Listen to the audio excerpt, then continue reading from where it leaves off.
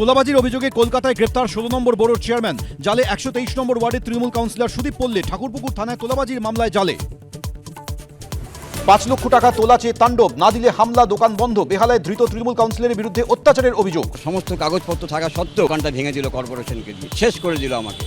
দেবরাজ ঘনিষ্ঠ বিধাননগরের আরও এক তৃণমূল কাউন্সিলর গ্রেপ্তার। পাকড়াও দক্ষিণ দমদমের তৃণমূল কাউন্সিলর, জালে বরানগরের তৃণমূল নেতা শঙ্কর রাউত।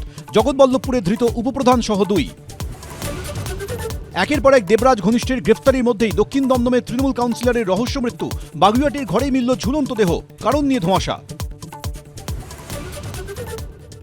লোকসভা ভোটের পরে পার্টি অফিসেই বিজেপি কর্মীকে মার, দিনহাটা তৃণমূল নেতা গ্রেফতার। বর্ধমানে আইএনটিটিউসি নেতা পাণ্ডবেশ্বরে পঞ্চায়েত সদস্য পাকড়াও।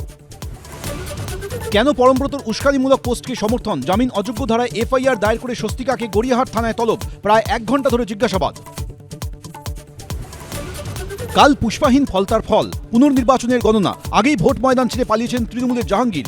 আসন বাড়ি এবার কি 208 বিজেপি? কাল দিনভর।